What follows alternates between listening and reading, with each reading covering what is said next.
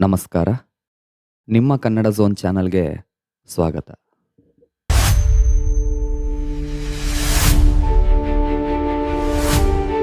Second exam ಬರೆದ್ರೆ ಅಂಕ ಕೊಡಲ್ವಂತೆ.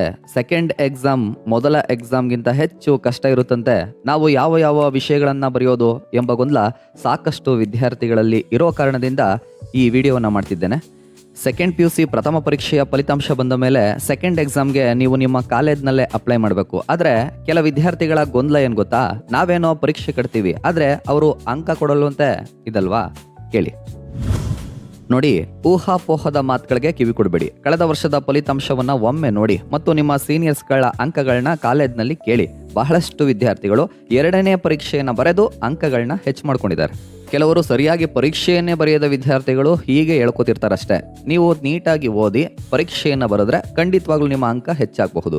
ಇನ್ನು ಪೇಪರ್ ಕಷ್ಟ ಇರುತ್ತೆ ಎಂಬಂತ ಗೊಂದಲ ಕೆಲವು ವಿದ್ಯಾರ್ಥಿಗಳದ್ದು. ಇದಕ್ಕೆ ವಿದ್ಯಾರ್ಥಿಗಳು ಹೆದರೋ ಅವಶ್ಯಕತೆನೇ ಇಲ್ಲ ಬಿಡಿ. ಯಾಕೆ ಗೊತ್ತಾ, ಮಾದರಿ ಪ್ರಶ್ನೆ ಪತ್ರಿಕೆ, ಪೂರ್ವ ಸಿದ್ಧತಾ ಪರೀಕ್ಷೆಯ ಪ್ರಶ್ನೆ ಪತ್ರಿಕೆ, ಮುಖ್ಯವಾಗಿ ನೀಲಿನಕ್ಷೆಯ ಪ್ರಕಾರ ಪ್ರಶ್ನೆ ಪತ್ರಿಕೆ ಸಿದ್ಧವಾಗ್ತಿರೋ ಕಾರಣದಿಂದ ಹೇಗೆ ಕಷ್ಟವನ್ನ ಕೇಳಲಿಕ್ಕೆ ಸಾಧ್ಯ ಹೇಳಿ? ನಮಗೆ ಪ್ರಶ್ನೆ ಪತ್ರಿಕೆ ಕಷ್ಟ ಅನ್ಸೋದು ಯಾವಾಗ? ಸಿಲೆಬಸ್ನಿಂದ ಹೊರಗಿನ ಪ್ರಶ್ನೆಗಳನ್ನ ಕೊಟ್ಟಾಗ ಅಲ್ವಾ? ಇಲ್ಲಿ ನೀಲಿನಕ್ಷೆಯನ್ನ ಬಿಟ್ಟು ಪ್ರಶ್ನೆಗಳನ್ನೇ ಕೊಡುವಾಗಿಲ್ಲ, ಇನ್ನು ಸಿಲೆಬಸ್ ಬಿಟ್ಟು ಹೇಗೆ ಪ್ರಶ್ನೆಯನ್ನ ಕೊಡ್ತಾರೆ? ಆದ್ರಿಂದ ತಲೆ ಕೆಡಿಸ್ಕೋಬೇಡಿ. ಎರಡನೇ ಪರೀಕ್ಷೆಯನ್ನ ಬರೀತೀನಿ ಅನ್ನೋರು ನಿಸ್ಸಂದೇಹದಿಂದ ಭಯ ಬಿಟ್ಟು ಗೊಂದಲ ಬಿಟ್ಟು ಪರೀಕ್ಷೆಯನ್ನ ಕಟ್ಟಿ ಬರೀರಿ. ನಂತರ ಸೆಕೆಂಡ್ ಎಕ್ಸಾಮ್ನ ಇವ್ಯಾಲ್ಯುವೇಷನ್ ಅನ್ನ ಸ್ಟ್ರಿಕ್ಟ್ ಆಗಿ ಮಾಡ್ತಾರೆ ಅಂತ ಕೆಲವರ ಪ್ರಶ್ನೆ.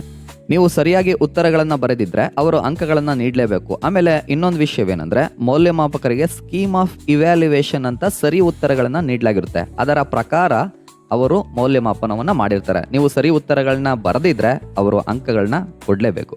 ಕೊಡ್ತಾರೆ ಕೂಡ, ಭಯ ಬೇಡ. ಯಾವ ಅಂಕಗಳಿಗೆ ಸ್ವಲ್ಪ ತೊಂದರೆ ಆಗುತ್ತೆ ಅಂತಂದ್ರೆ, ಪೂರ್ಣ ಅಂಕಗಳನ್ನ ಪಡ್ಕೊಳ್ತಕ್ಕಂಥ ಅಂದ್ರೆ ಔಟ್ ಆಫ್ ಔಟ್ ಪೇಪರ್ಗಳಿಗೆ ಎರಡನೇ ಎಕ್ಸಾಮ್ನಲ್ಲಿ ಸ್ವಲ್ಪ ತೊಂದರೆ ಆಗ್ಬೋದು ಅಷ್ಟೇ. ಉದಾಹರಣೆಗೆ ಕನ್ನಡ ಇಂಗ್ಲಿಷ್ 78 ಬಂದಿದೆ ಅಥವಾ 70 ಬಂದಿದೆ ಅಂತ ಇಟ್ಕೊಳ್ಳಿ. ನೀವು ಮತ್ತೆ ಸೆಕೆಂಡ್ ಎಕ್ಸಾಮ್ ಬರೆದ್ರಿ ಅಂದ್ರೆ 78 ಇರೋರಿಗೆ ನೀವು ಚೆನ್ನಾಗಿ ಬರೆದಿದ್ರೆ 79 ಆಗಬಹುದು. ಆದರೆ 80ಕ್ಕೆ 80 ಆಗೋದು ಸ್ವಲ್ಪ ಕಷ್ಟ. ಅದು ಲ್ಯಾಂಗ್ವೇಜ್ನಲ್ಲಿ. ಔಟ್ ಆಫ್ ಔಟ್ ಅನ್ನ ಕೊಡೋದೇ ಇಲ್ಲ ಅಂತೇನಿಲ್ಲ, ಆದರೆ ಇದುವರೆಗಿನ ಮೌಲ್ಯಮಾಪನದಲ್ಲಿ 80ಕ್ಕೆ 80 ಎರಡನೇ ಎಕ್ಸಾಮ್ನಲ್ಲಿ ಬಂದಿರತಕ್ಕಂಥದ್ದು ಅತೀ ವಿರಳ. ಹಾಗಾಗಿ ಲ್ಯಾಂಗ್ವೇಜ್ನಲ್ಲಿ ಅಂದರೆ ಕನ್ನಡ ಇಂಗ್ಲಿಷ್ ವಿಷಯಗಳಲ್ಲಿ 1-2 ಅಂಕಗಳು ಕಡಿಮೆ ಆಗಿದ್ರೆ ಮತ್ತೆ ಬರೆಯೋದು ಬೇಡ ಎಂಬುದು ಕೆಲ ಉಪನ್ಯಾಸಕರ ಅಭಿಪ್ರಾಯ. ಉಳಿದ ವಿಷಯಗಳನ್ನ ನೀವು ಇಚ್ಛೆಪಟ್ಟರೆ ಬರೀರಿ. ಇದಿಷ್ಟು ಈ ವಿಚಾರಕ್ಕೆ ಸಂಬಂಧಪಟ್ಟಂತ ಮಾಹಿತಿ. ಮುಂದಿನ ವಿಡಿಯೋದಲ್ಲಿ ರಿಸಲ್ಟ್ ಬಂದ ಮೇಲೆ ಪೇಪರ್ ತರಿಸೋದೇಗೆ, ರೀವ್ಯಾಲ್ಯುವೇಷನ್ಗೆ ಹಾಕೋದೇಗೆ, ರೀಕೌಂಟಿಂಗಿಗೆ ಹಾಕೋದೇಗೆ, ಈ ಎಲ್ಲ ವಿಚಾರಗಳನ್ನ ತಿಳಿಸ್ತೀನಿ. ಆ ಹೊಸ ವಿಡಿಯೋಗಾಗಿ ನೀವಿನ್ನೂ ನಮ್ಮ ಚಾನಲ್ಗೆ ಸಬ್ಸ್ಕ್ರೈಬ್ ಮಾಡ್ಕೊಂಡಿಲ್ಲ ಅಂತಂದ್ರೆ ಈ ಕೂಡಲೇ ಸಬ್ಸ್ಕ್ರೈಬ್ ಮಾಡ್ಕೊಳ್ಳಿ.